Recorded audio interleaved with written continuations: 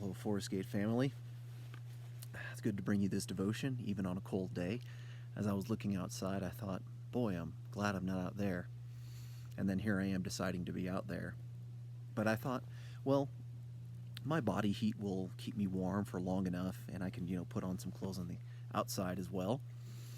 And my laptop or my iPad, whatever I'm using, it has enough components that are generating heat and within it that it'll stay warm for long enough outside.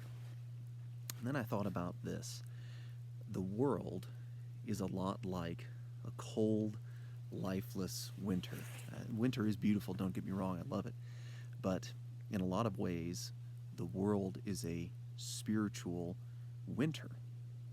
And how do we, as Christians, walk around in it and survive in it? Well, it's because we have a heat generator, so to speak. Of course, not one with physical warmth necessarily, but one with spiritual warmth that keeps us warm, alive in the midst of a cold world, and that is the Holy Spirit. So that's what I want to bring to you today, is some thoughts about the indwelling of the Holy Spirit. First, the promise of the Spirit that Jesus gives. The Holy Spirit keeps us alive in the midst of a cold world because he dwells in us.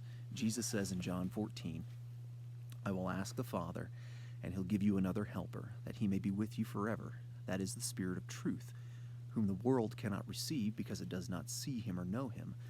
But you know him because he abides with you and will be in you. See, at Pentecost, the Holy Spirit comes in a more profound, fuller way than the Holy Spirit had operated in redemptive history, and indwells believers. And that Jesus says he is in you. And the hope that comes from that does not disappoint, Paul says in Romans 5, because the love of God has been poured out within our hearts through the Holy Spirit who was given to us. There is a love that's poured into us. There is a Spirit that indwells us. But this isn't just good news for us. The Holy Spirit doesn't just provide us warmth, but the Holy Spirit, through us, radiates spiritual warmth, you could say, to the rest of the world. Jesus says also, later on in John, now I'm going to him who sent me, and none of you asks me, where are you going? But because I've said these things to you, sorrow has filled your heart. But I tell you, it is to your advantage that I go away. Jesus says it's to your advantage that I ascend, basically. Why?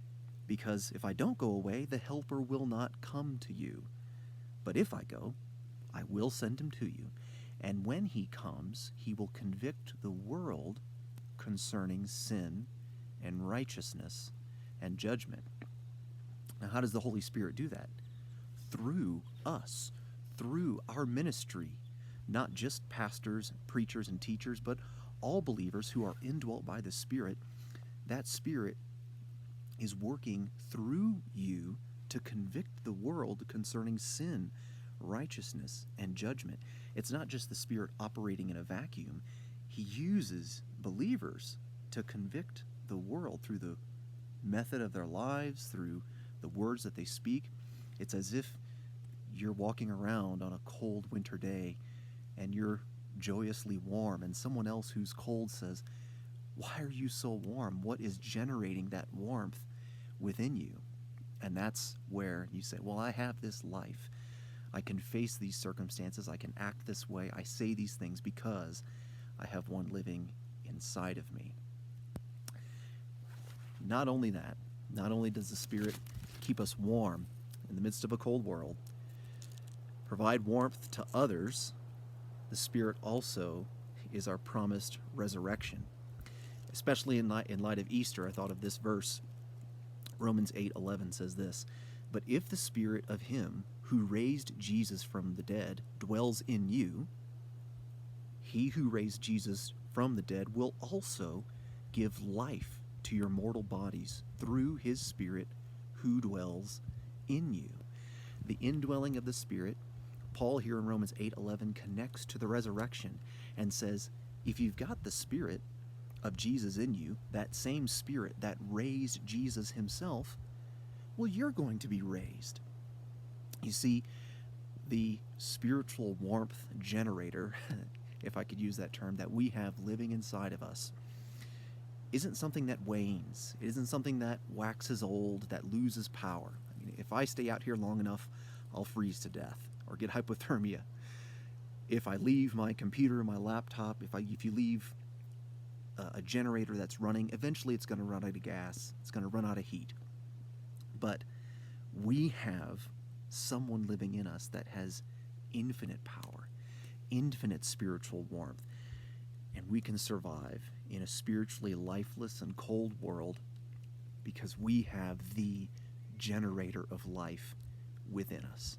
So I want that to be an encouragement to you today, that we have the Spirit in us. The Spirit helps us walk through a cold and lifeless world. That Spirit, through us, provides spiritual warmth, light, truth, conviction to others. And finally, that same Spirit promises, God promises that that same Spirit will work in us a resurrection, even at the last day. Thanks for tuning in today. Hope you have a good day, Forest Gate. God bless.